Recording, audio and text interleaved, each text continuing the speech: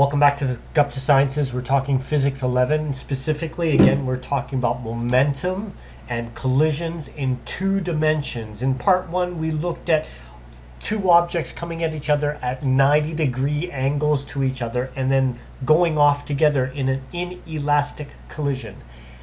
This time we're going to look at an inelastic collision again, but instead of the two objects coming at each other at 90 degrees, we're going to have one object coming at a different angle.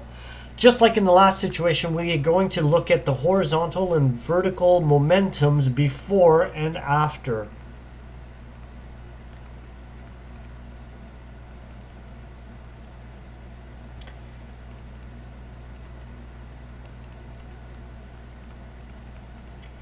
And again, the total for the momentum horizontally has got to be conserved, and the total for the momentum vertically has to be conserved before and after. In this case, the blue object only has a horizontal momentum.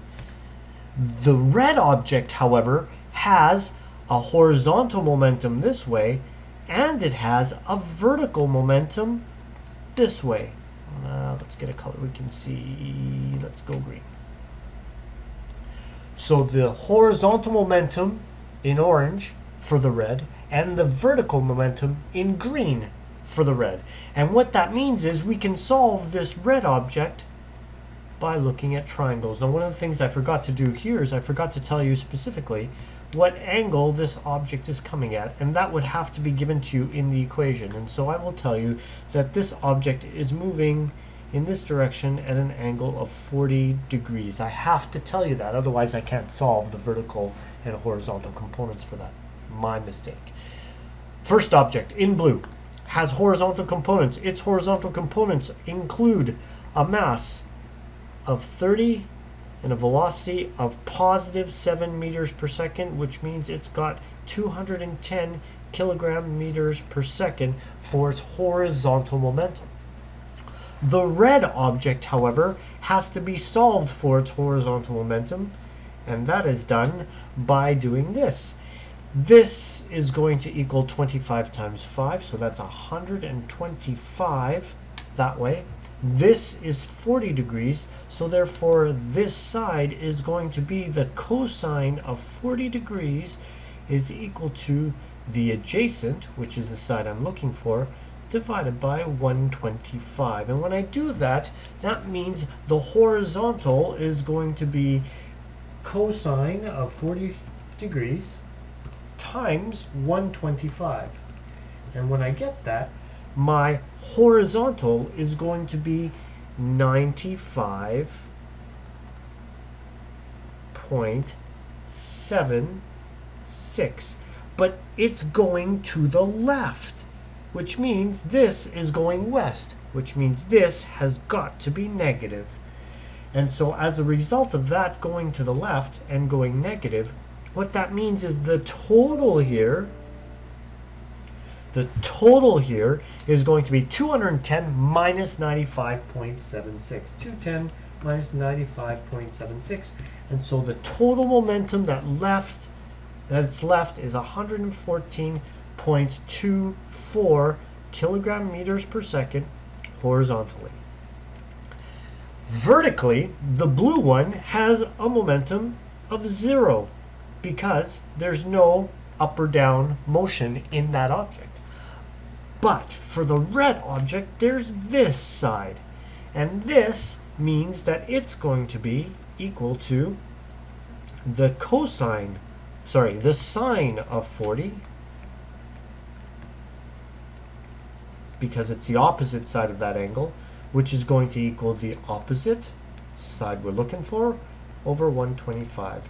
And when I do that, that's going to equal sine of 40 times 125. That's going to give me 80.35 kilogram meters per second. So when I add those two together, that just tells me that, forgive me, just kind of figuring stuff out. There's my total for my horizontal. My total for my vertical then is going to be 80.35 kilogram meters per second. And it's going to be positive because it's going upwards. So vertically and horizontally, I've got those two values. Afterwards, my total has to be the exact same. So horizontally, when they're going off together, whatever it is has to have a horizontal component of 114.24, and it has to have a vertical component of 80.35. And when I look at that, that turns into a triangle. It's got to be going 114.24 kilogram meters per second, and it's got to be going this way, 80.35 kilogram meters per second, which means those two objects together have a combined momentum of this, there we go. And this is the angle that I'm going to need to solve from the point of collision. And I can do that again by going a squared plus b squared equals c squared to get my c value, that's my momentum. And then I'm going to go 114.24 squared plus 80.35 squared. And I'm going to do this in my calculator. 114.24 squared plus 80.35 squared. That's going to give me it's going to give me a c value or a p value of 139.67 kilogram meters per second. So this equals this is equal to 139.67 kilogram meters per second. That's the momentum of the two objects joined together afterwards. If that's 139.67, I can figure out the velocity now, because that's going to be p divided by m. 139.67 divided by the total mass of these objects together. This one was 30, this one was 25, so the total mass is 55 kilograms. 139.67 divided by 55 is equal to 2.54 meters per second. That's the velocity after which the two objects move. And the final thing I've got to figure out is that angle. And remember, we've got to give the angle relative to something. And so in this case, the angle is going to be based on, I'm going to use this value and this value. And so that angle is going to be tan of theta. Tan of theta is equal to 80.35 divided by 114.24. And what you get is 80.35 divided by 114.24. Second function tan, second function answer. And I get a theta is equal to 35.1 degrees. Now, again, got to be measured from something. So this is 35.1 degrees north of the east line. So that means this is 35.1 degrees north of east.